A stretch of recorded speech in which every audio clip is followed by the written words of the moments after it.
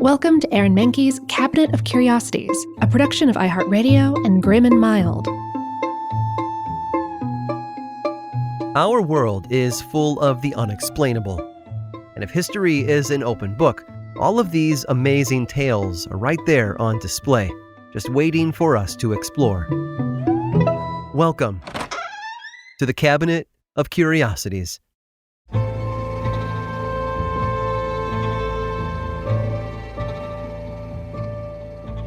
The job of a research scientist can be pretty thankless. For every major breakthrough and miracle cure, there are countless studies conducted that go nowhere, yield middling results, or fly under the radar. But those studies, and the documentation of them, are necessary if we ever hope to move science forward. Yet in 1975, one scientist and his assistant authored a paper that didn't just influence the field of physics. It made one of them famous for years to come. Jack H. Hetherington taught physics at Michigan State University back in the 1970s. He'd been studying how helium behaved when subjected to different temperatures, and wrote a paper on his findings. He'd done all the work himself, but when he gave the paper to a colleague for their opinion, they noted something odd about how it was written.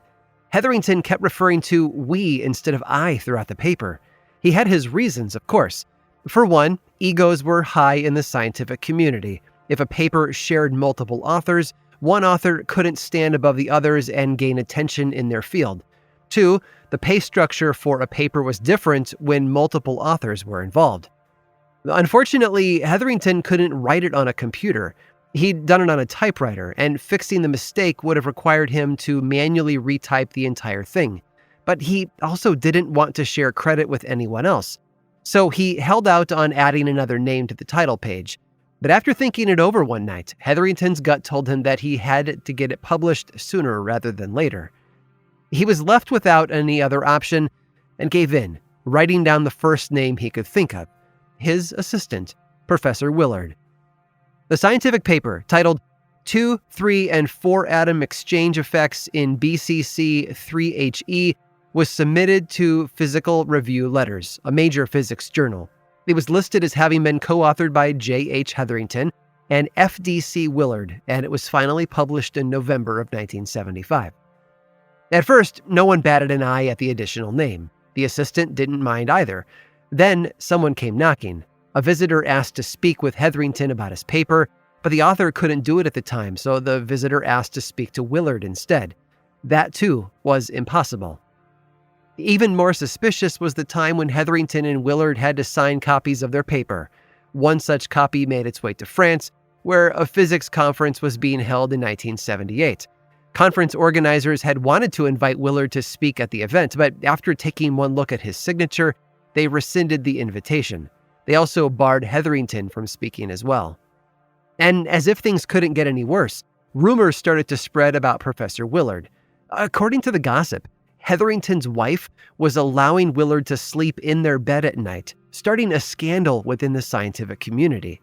In reality, though, there was nothing to worry about. Hetherington had no problem sharing the bed with both his wife and his assistant, not when that assistant was so soft and cuddly. F.D.C. Willard's name was actually Felis domesticus Chester Willard, the term Felis domesticus meaning common house cat. The cat, whose real name was Chester, had been sired by his father, Willard, and so the nom de plume was born. Hetherington never regretted his decision. In fact, it made him kind of a celebrity around the university and among his fellow physicists. And Professor Willard went on to author another paper in 1980, this one written in French. The real authors, Hetherington being one of them, couldn't agree on the veracity of the content within, so Hetherington offered F.D.C. Willard as a stand-in for all of them. This way, if anything was found to be incorrect, it wouldn't come back to haunt them or their reputations, and his poor cat could take all the blame. Willard lived to the ripe old age of 14, passing away in 1982. He left a lasting impact on the field of physics, and his papers are still quoted today. And if you want to know if the paper you're reading was actually co-written by one Professor F.D.C. Willard, all you have to do is look for his unique signature, an inky paw print in the middle of the page.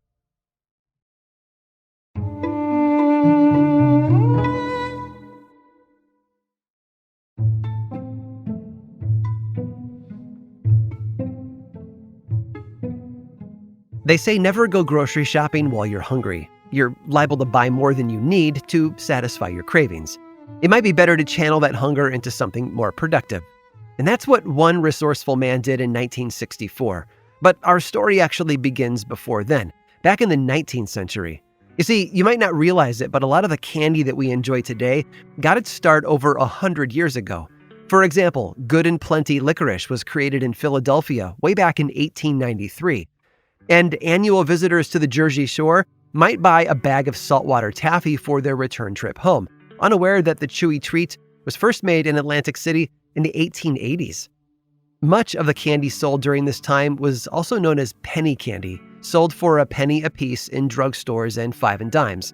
Clerks would scoop out various treats from glass containers and then dump them into bags, meaning the candy was often sold in bulk, rather than individually for 1 cent per unit. And at least one of those candies is still produced to this day. It's a squishy, orange-colored combination of sugar, corn syrup, pectin, and other ingredients that have been formed into the shape of a common peanut. Bite into one, and your taste buds are immediately flooded with a flavor that has been described by some as dishonorable banana. Now, over the years, circus peanuts took on different flavors, like orange, and were only sold during certain times of the year since keeping them fresh was difficult. But as cellophane packaging took off in the 1940s, they became more widely available, and in different colors too, such as yellow and white. Though circus peanuts are still sold today, their popularity has dwindled when compared to such modern confections like Skittles, M&M's, Nerds, and even the true and tried candy bar. But John Holohan saw the value in circus peanuts over 50 years ago, while he was serving as the vice president of General Mills. The company was looking to bolster its roster of breakfast cereals. A new cereal, especially something unlike anything else they were making at the time, would have been expensive to produce.